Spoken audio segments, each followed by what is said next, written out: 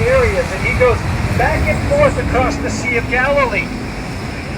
And he's going back and forth across the Sea of Galilee because he's dealing with different groups of people. And he's showing his disciples how they are to operate amongst different groups of people. In his hometown area, he keeps telling people, don't tell them who I am. Say nothing about me. And of course, you know, when they've been healed, when they've had a miraculous thing happen, they want to tell everybody.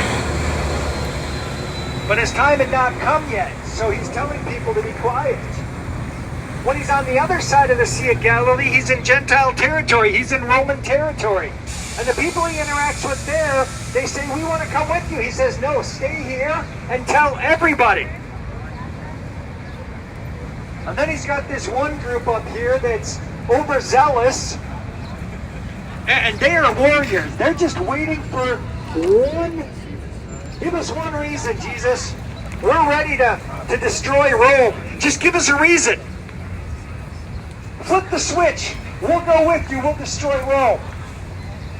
And he's telling them, hold on. Hold on. Don't get too zealous. But as I'm bringing to you that Jesus Christ delivers people from demons, disease, and death for every man, woman, and child, we see Jesus around the public ministry of the Sea of Galilee. And we pick this up in the 5th chapter. Some of my other brothers have been talking about this situation. There was a guy that was demon-possessed.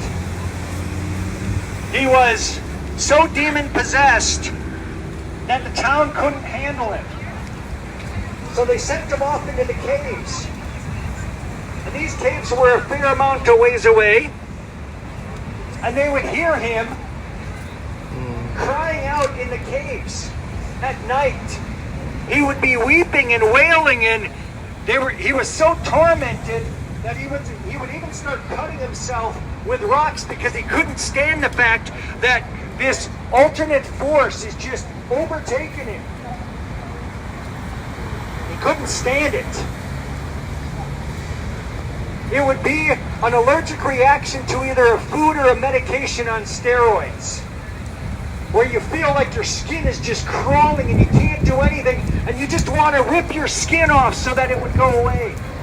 This is how tormented this guy was. And he would even break shackles, these iron shackles. He would rip them apart. And yet as soon as Jesus reaches the shore, he comes crying out to Jesus. He says, Son of God, I know who you are. And Jesus has this encounter with this legion. It wasn't just one demon, it was a massive amount of demons.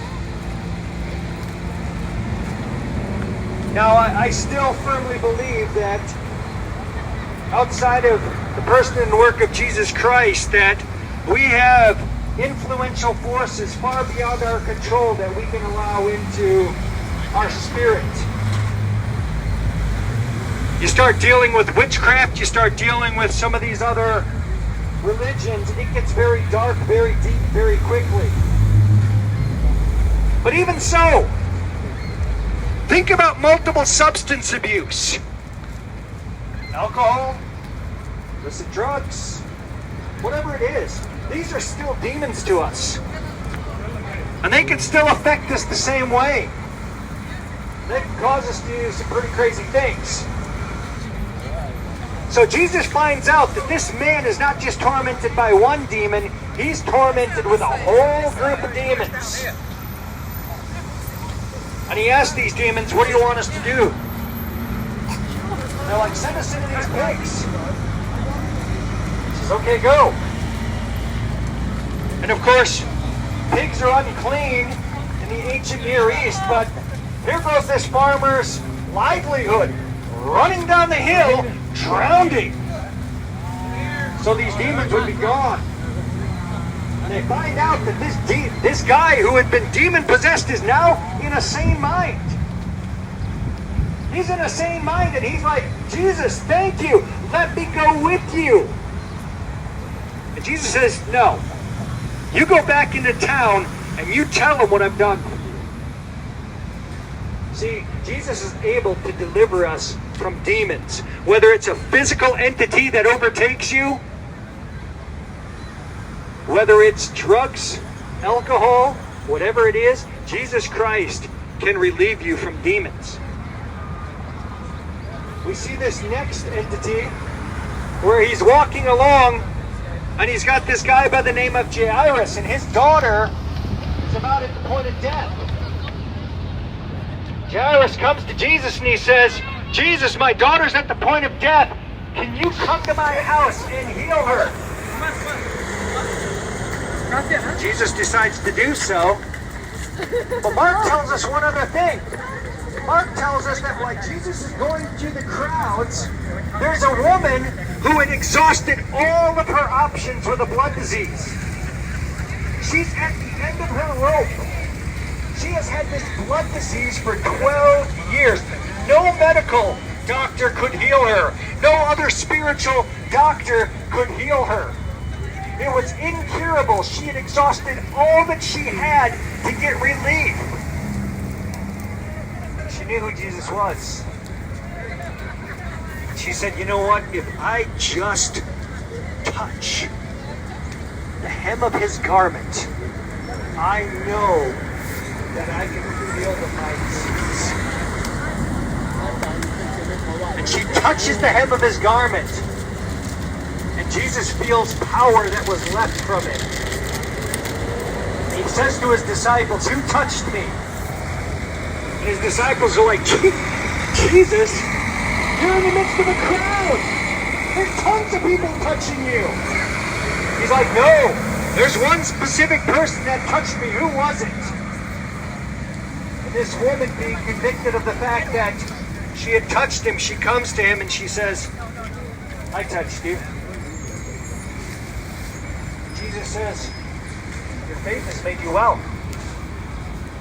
Your faith has made you well. So we see, folks, that Jesus is able to deliver us from demons. He's able to deliver us from disease for both man and woman. But in the midst of this, remember that we had a guy who came to Jesus and said, my daughter's at the point of death. Can you come save her? Can you come heal her? And after his encounter with this woman with a blood disease, his disciples tell him that this Jairus' daughter, who is at the point of death, died.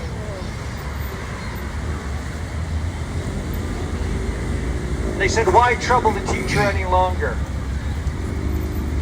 But see, little did they know that Jesus can overcome death. Do you believe that? Do you believe that Jesus can overcome death? Do you believe that Jesus can deliver you from disease? Do you believe that Jesus can heal you from any demon that you have and completely restore you to sanity? Because he goes to the house of Jairus, whose daughter is dead, and they already brought the mourners. They had the mourning party there. They are weeping. It was a rent-a-mourn. You know, we have rent-a-crowds at times where you can rent people to come to a party for you. This was rent-a-mourning. They paid people to come to mourn. And he's coming up to this house of this daughter who has been dead. And they're weeping and they're wailing and they're over-dramatic over this death. And Jesus says, why are you guys weeping and wailing? This daughter that's inside the house is not dead, but she's alive. They all laughed at him. They're like, we were called here because she's dead. And Jesus invited his disciples in, Jairus, and he kicked out all of the rent crowd. Comes up to this daughter. He says, be healed. And he takes her by the hand. She sat up from the dead.